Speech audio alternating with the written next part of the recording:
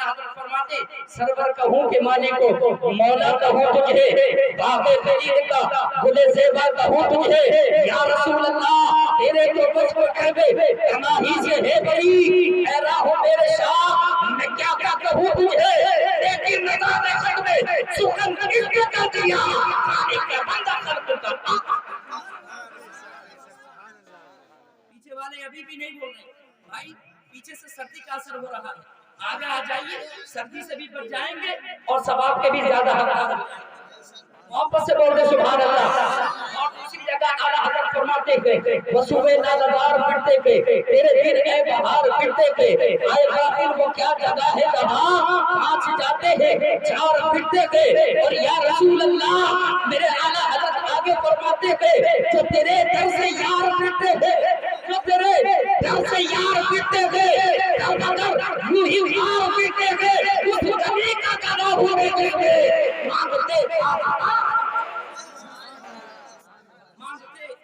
मांगते ताजदार फिरते हैं। नेक मास्टर साहब फिर छोड़ के भाग गए, अगर ये छोड़ के भागते रहे तो समझ लीजिए फूंक दूंगा इसे। मुझे दोनों फन आते हैं, इसको बोलना भी आता है, इसको फूंकना भी आता है। जल्दी आ जाए, जल्दी से मोहब्बत के साथ में बोले सुभान अल्लाह, और मोहब्बत के साथ में कह दे या रसूल अल्लाह। मांग के लाई थी 4 दिन, उम्रे दराज मांग के लाई थी 4 दिन, 2 आरज़ू में कट गए 2 इंतजार में, क्या भरोसा इस जिंदगानी का, क्या भरोसा इस जिंदगानी का, आदमी बुलबुला है पानी का। ये आज की महफिल, ये आज की फज़्ल आली जनाब मरहूम वसीद अहमद साहब के अब्दुल मसीह साहब के इस साले सवाब के लिए इस महफिल को सजाया और रचाया गया है। अल्लाह रब्बुल इज्जत की बारगाह में दुआ है कि मौला करीम इस महफिल को, आपके आने को, हमारे पढ़ने को, आपके सुनने को, आपके बैठने को अपनी बारगाह में कबूल करवाए, और इस महफिल की बरकत से अल्लाह रब्बुल इज्जत मरहूम की मग़फ़िरत फरमाए, मरहूम को जन्नतुल फिरदौस में आला मकाम अता फरमाए।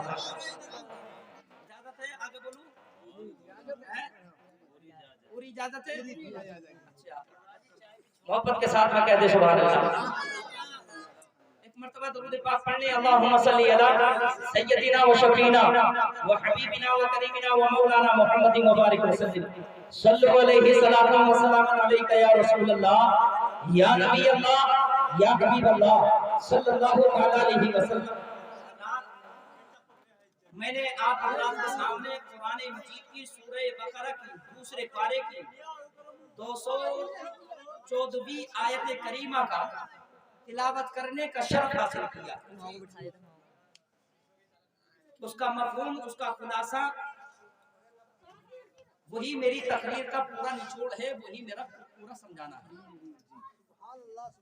दौरे हाजिर के अंदर हर इंसान जिसको अल्लाह रब्बुल इज्जत ने माल दिया, मेरी बात भी सुनते रहे, चाय भी पीते रहे, और मेरी माँ और बहनों से भी गुजारिश है कि वो भी मेरी बात को सुनती रहे। हो सकता है उनकी जिंदगी में कहीं ना कहीं ये बात काम में आ जाए और फजूल खर्ची से बच जाए। हर इंसान, हर माले कसीर वाला शख्स कोई भी मौका हो, कोई भी जगह, जब अल्लाह रब्बुल इज्जत उसको इस्तिताअत देता है तो वो अपने माल में से कहीं ना कहीं खर्च करता रहता है। लेकिन दौरे हाजिर का माहौल हमने ये जरूर देखा कि जब माँ बाप बूढ़े होते हैं और फिर उन्हें दवाई की जरूरत होती है तो बड़ा भाई तो इसी अकड़ में बैठा कि छोटे के साजे में है वही जाना,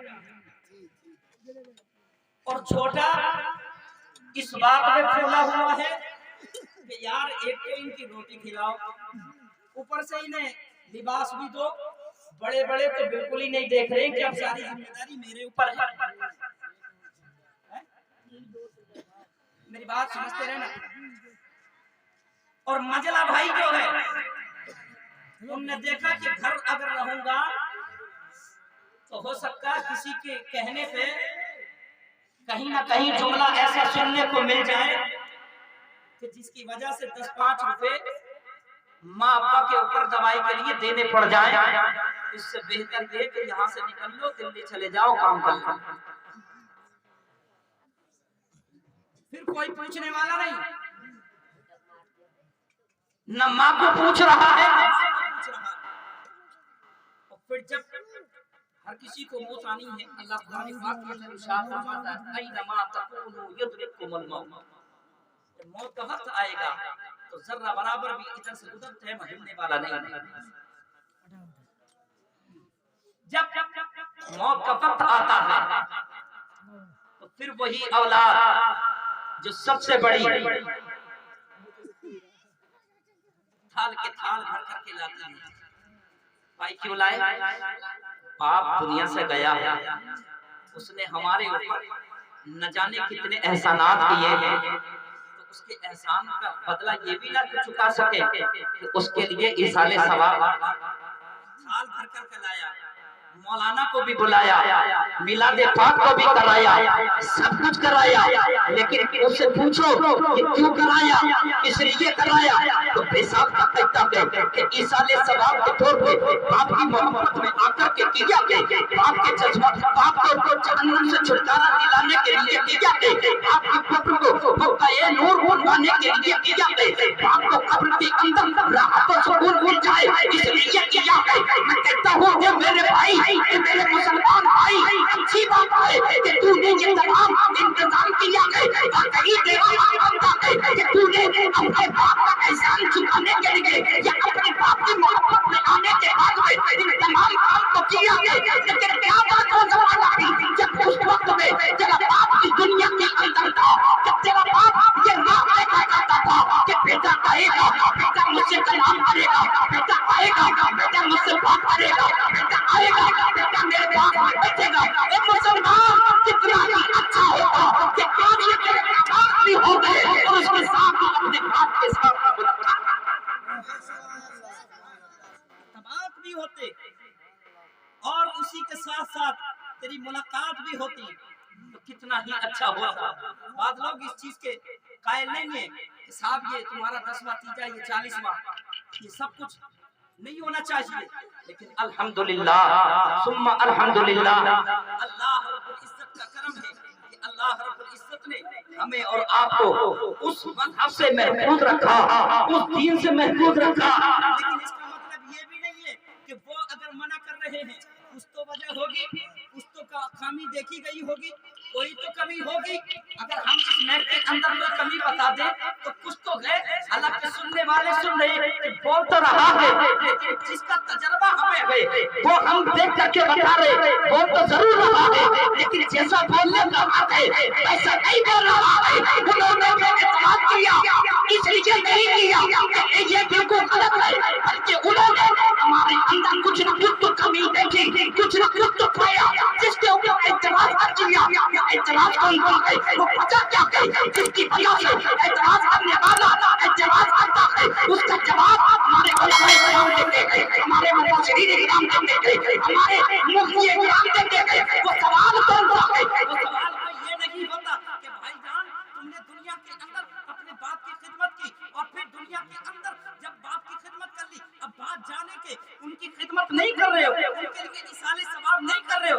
سوال یہ نہیں ہوتا کہ سوال یہ ہوتا ہے کہ تم نے دنیا کے اندر اپنے باپ کی خدمت کی یا نہ کی. ایصال ثواب کے موقع پر, محفل کے موقع پر تمہارے اندر کچھ کام ایسے ہوا کرتے ہیں, کچھ رسمیں ایسی ہوا کرتی ہیں جو صرف دنیا کے اندر تم دنیا والوں کو دکھانے کے لیے دیا کرتے ہو. حقیقت یہ ہے کہ سوال بڑا ہوتا ہے,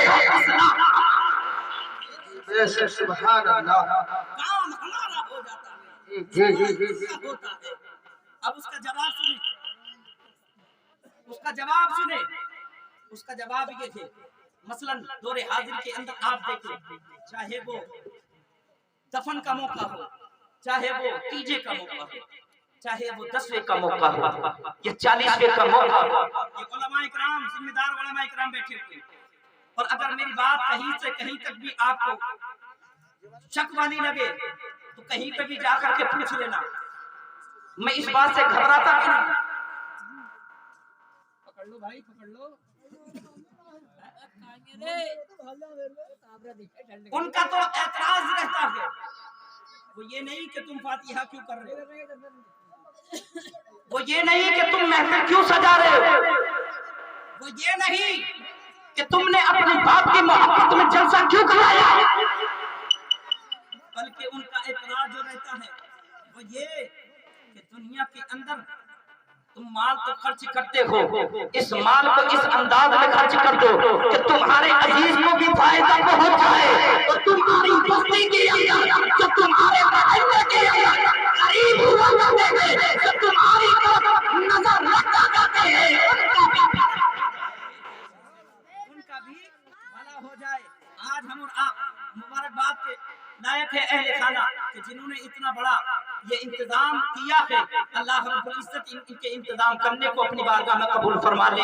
लेकिन मैं ये कहना चाहता हूँ, छोटी सी बात है, बुरा न मानिएगा, काश ये इंतजाम भी होता और इस इंतजाम के साथ साथ थोड़ी सी तवज्जो मस्जिद की तरफ होती, थोड़ी सी तवज्जो मदरसे की तरफ होती, थोड़ी सी तवज्जो इन तलबा की तरफ होती, थोड़ी सी तवज्जो इन उलमा की तरफ होती, थोड़ी सी तवज्जो धरती के उलमा की तरफ होती, थोड़ी सी तवज्जो गरीब के मिस्कीन की तरफ होती, थोड़ी सी तवज्जो गरीबों की तरफ होती।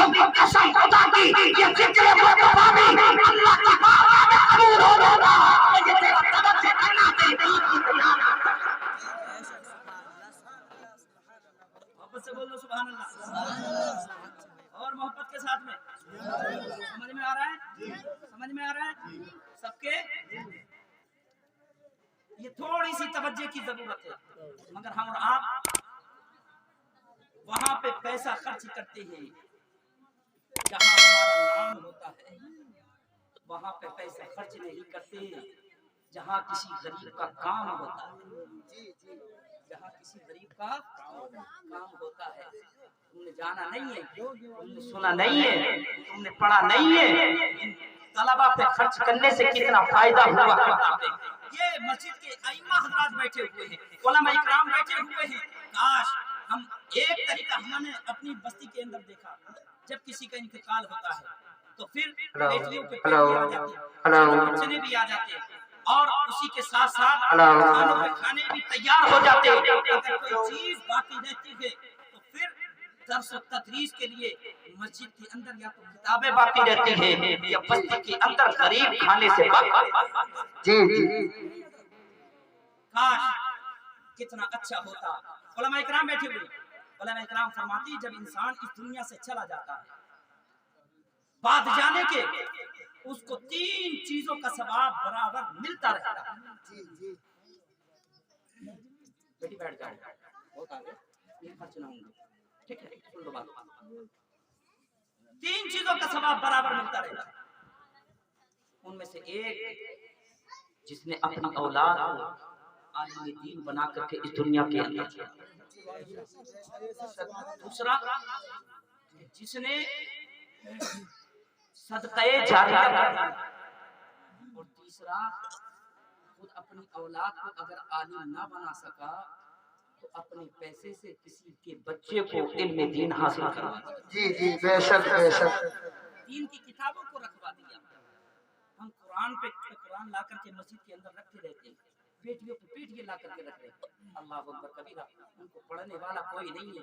कौन आए पढ़ने के लिए? तेरा बाप इस दुनिया से गया, तेरा भाई इस दुनिया से गया, तेरा भतीजा इस दुनिया से गया। तुझे इतनी तौफीक नहीं होती कि तू उसके नाम से पारा पढ़ ले।